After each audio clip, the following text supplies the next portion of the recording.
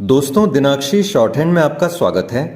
अगर आप चैनल पर नए हैं तो चैनल को सब्सक्राइब करें और बेल आइकन जरूर दबाएं। इस डिक्टेशन की एडवांस आउटलाइंस और वाक्यांश आप हमारे पेड बैच से प्राप्त कर सकते हैं।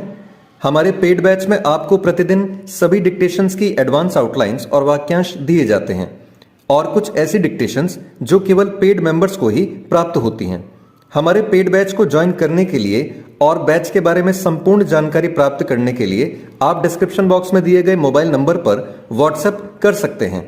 इस डिक्टेशन की डेमो आउटलाइंस आप हमारे टेलीग्राम ग्रुप से प्राप्त कर सकते हैं। तो चलिए डिक्टेशन को स्टार्ट करते हैं। डिक्टेशन 5 सेकंड बाद स्टार्ट होगी। Ready, start. लोक लुभावन वादों के साथ हिमाचल प्रदेश की सत्ता में आई कांग्रेस सरकार के मुख्यमंत्री सुखविंदर सिंह सुक्खू ने 2 माह तक वेतन न लेने की जो घोषणा की, उससे यह तो पता चल रहा है कि राज्य की आर्थिक स्थिति ठीक नहीं, लेकिन यह समझना कठिन है कि आखिर उनके और साथ ही मंत्रियों के 2 महीने तक वेतन न लेने से आर्थिक हालात कैसे सुधर जाएंगे।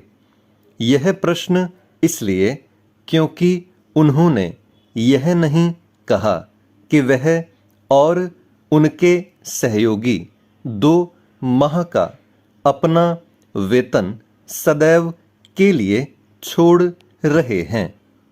वैसे यदि वह ऐसा करते भी तो यह ऊंट के मुंह में जीरा भी नहीं होता। मुख्यमंत्री ने विधायकों से भी आग्रह किया है कि वे भी उनका अनुसरण करें। क्या इसके बाद वह सरकारी कर्मचारियों से भी ऐसी कोई अपील करने वाले हैं? जो भी हो, अच्छा यह होगा कि वह त्याग करने का संदेश देने के स्थान पर राज्य की आर्थिक स्थिति ठीक करने के लिए कुछ ठोस कदम उठाएं। ऐसा करते हुए उन्हें इस पर भी आत्ममंथन करना चाहिए कि राजनीतिक लाभ के लिए रेवड़ियां बांटने के चुनावी वादे करना कहां तक उचित था। कांग्रेस को कम से कम अब तो यह समझ आ ही जाना चाहिए कि आर्थिक नियमों और वित्तीय स्थिति की अनदेखी कर लोक लुभावन वादे करना तो आसान होता है, लेकिन उन्हें पूरा करना कठिन। यह किसी से छिपा नहीं कि हिमाचल प्रदेश की कांग्रेस सरकार अपने कई चुनावी वादों को अब तक पूरा नहीं कर सकी है। उसके कुछ वादे ऐसे भी रहे जो आधे अधूरे ढंग से ही पूरे किए जा सके हैं। चुनावी वादों को खटाखट पूरा करने का आश्वासन देने वाले कांग्रेस के नीति नियंताओं के साथ ही आम जनता को भी आत्ममंथन करने की जरूरत है।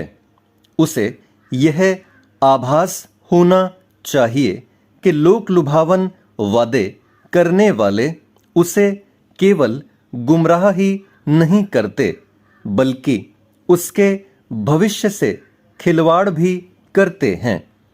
यह आभास केवल हिमाचल प्रदेश ही नहीं, अन्य राज्यों की जनता को भी होना चाहिए, क्योंकि रेवड़ी संस्कृति अपनाने वाले राजनीतिक दल बढ़ते जा रहे हैं।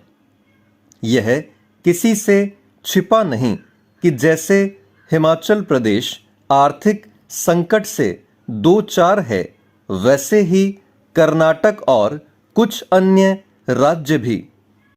कुछ राजनीतिक दल तो ऐसे हैं जो मुफ्तखोरी वाली योजनाओं का वादा करके सत्ता में आ जाते हैं और फिर उन्हें लागू करने के लिए केंद्र सरकार से अतिरिक्त धन की मांग करते हैं। जब केंद्र सरकार उनकी मांग पूरा करने के लिए तैयार नहीं होती तो वे उस पर खुद की अनदेखी करने का आरोप मढ़ते हैं। स्टॉप।